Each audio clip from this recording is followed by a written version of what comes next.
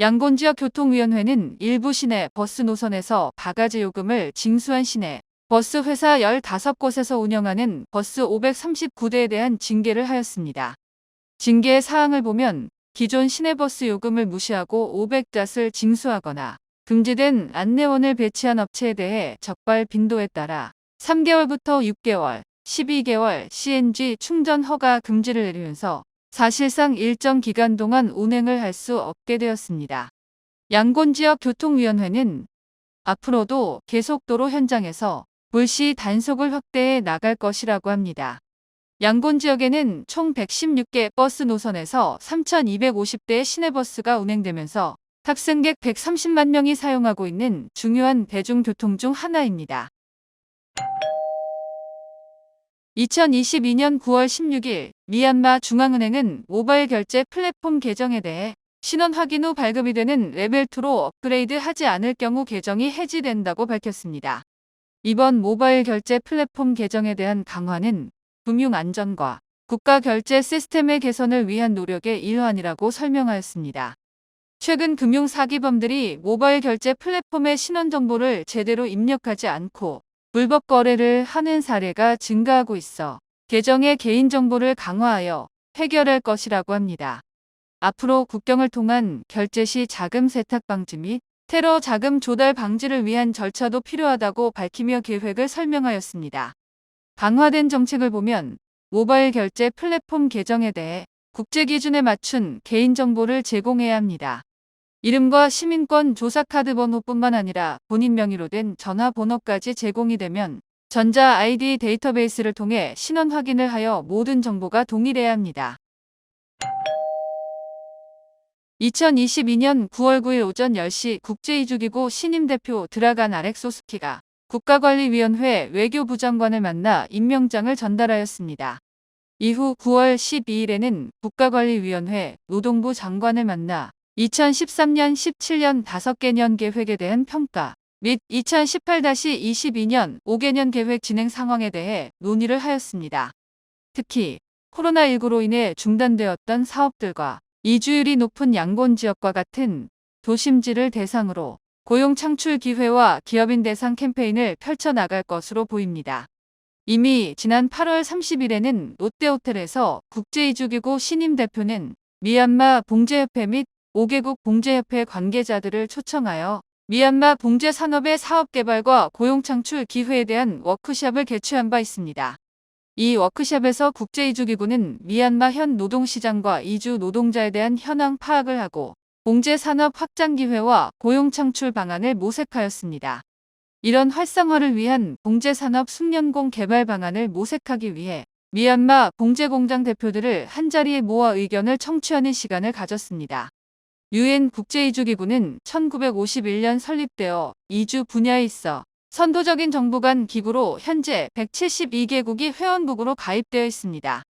회원국 정부와 이주민 모두에게 다양한 서비스와 정책을 제공하여 인도적이고 질서 있는 이주를 증진하고 국제협력을 장려하여 실무적인 이주 문제에 대한 해결책을 찾고 이주민들 지원하는 기구입니다. 2022년 9월 12일부터 네피도에 있는 미얀마 교통통신부는 코로나19 확산으로 인해 공무원들을 대상으로 2주 단위 재택근무를 시행한다고 밝혔습니다. 적용 대상은 차장 이하 직급 공무원이며 2주 동안 재택근무하는 동안 외부 여행을 금지하고 있으며 위반 시 처벌을 받게 된다고 합니다. 네피도 교통통신부는 2022년 8월 말부터 48명이 확진 판정을 받은 사례가 있으며 양곤뿐만 아니라 네피도 일부 지역에서도 코로나19 확산이 되고 있어 예방 차원에서 조치를 취한 것입니다. 2022년 9월 17일부터 네피도 7개 타운십에 대한 통행 금지 명령이 내려졌습니다. 해당 타운십에 있는 행정관리부 사무실에서는 자정부터 오전 4시까지 야간 통행 금지 명령을 공지하였으며 유일하게 짜부띠리 타운십만 야간 통행 금지 명령에서 제외되었습니다. 이번 야간 통행 금지 명령은 일부 불순 세력들이 안보와 법치를 위협하고 있는 활동을 하고 있기 때문이라고 설명하였습니다. 이 명령은 추후 공지가 있을 때까지 유지가 된다고 하며 이후에도 공공장소에서 5인 이상 모임, 대중연설, 시위, 기물 파손 등을 금지한다고 밝혔습니다.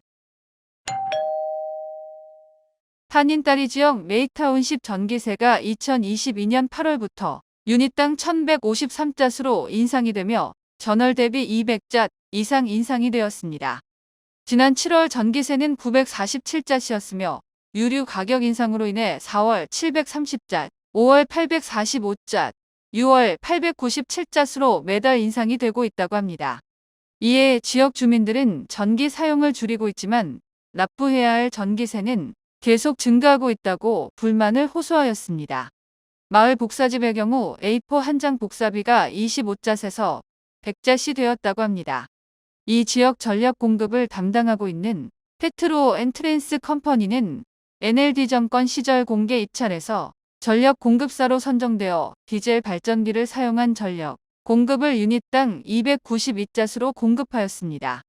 이후 2021년 4월 295잣으로 인상하고 2022년 1월 478잣, 3월 765잣으로 인상을 하였으나 급등하는 유류 가격으로 인해 계속 인상될 수밖에 없는 상황이라고 설명하였습니다. 꺼인주 파안타운십에 있는 꺼인주관리위원회 사무실에서는 최근 원격 폭탄 공격 방지를 위한 전파방해 장비 가동으로 인해 통신망도 두절되고 있다고 설명하였습니다.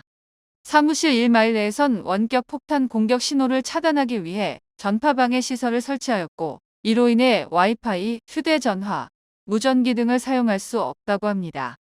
특히 휴대전화의 경우 구형 모델을 사용하는 경우 전화를 걸 수 없다고 합니다.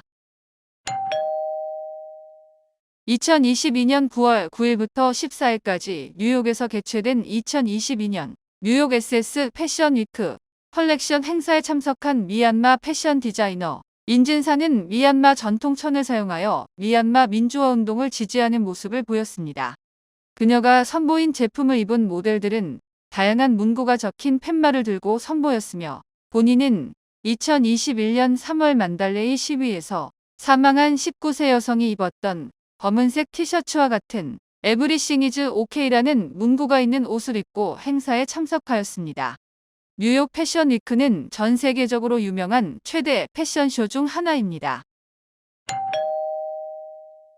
2022년 9월 16일 미얀마 중앙은행은 개인정보를 제대로 업데이트하지 않은 경우 예금액까지 압류할 것을 명령하였습니다. 개인정보는 미얀마 이민부가 보유한 정보와 대조 작업이 진행되고 있으며 개인정보가 다른 경우 해당 계좌는 정지되고 예금액도 압류가 된다고 합니다. 9월 20일 오전부터 깐보자은행에서 운영하는 깐보자 페이 일부 사용자들은 송금이 안 된다는 소식이 나오고 있습니다. 문제는 일부 레벨2 등록까지 완료하고 오랫동안 사용해왔던 사용자의 계정도 송금을 할 수 없게 되면서 은행 측에 항해 전화가 빗발치고 있다고 합니다. 송금 제한이 비교적 적은 레벨2로 등록을 하기 위해선 개인정보를 정확히 넣어야 하지만 대부분의 고객들은 레벨1 상태로 간단한 개인정보만 기입하여 사용하고 있어 정지된 것으로 보입니다. 지난 9월 18일에는 미얀마 중앙은행은 패밀리 모파인 환전소가 외환관리법 위반으로 인해 3개월 영업정지 명령을 내렸다고 밝혔습니다. 해당 업체는 외환관리법 22항을 위반하여 35항에 의거하여 2022년 9월 19일부터 바안타운십과 짜욱다다 타운십에서 운영하는 환전소 5곳 모두 외환 환전 업무를 3개월 동안 중단해야 한다고 합니다. 이 업체는 2013년 8월 영업 허가를 받아 운영하고 있던 환전소였습니다.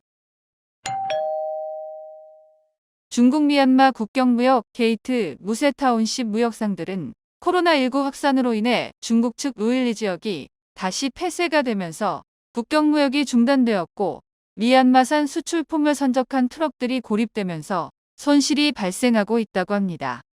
중국 측 봉쇄로 인해 현재 수출품을 선적한 트럭 400여 대가 고립이 되어 있는 상황이며 대부분의 선적물들이 농산물이라 부패로 인해 수십억 잣의 손실이 발생할 것으로 우려가 되고 있습니다.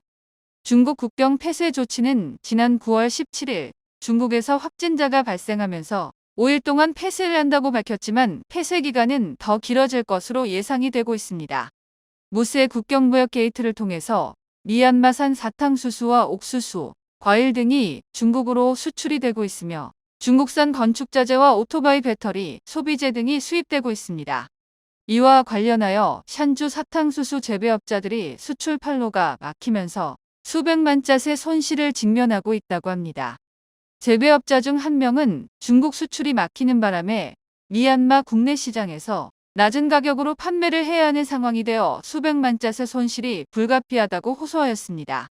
무쇠타운십 사탕수수 재배업자들은 수출품의 경우 톤당 20만 잣에서 25만 잣의 수입이 발생하였지만 국경 폐쇄 이후 톤당 3만 5천 잣에 불과하다고 합니다. 이 지역 농민들의 주요 수입원은 사탕수수 재배이기 때문에 지역 사회에도 큰 타격을 줄 것으로 보고 있습니다.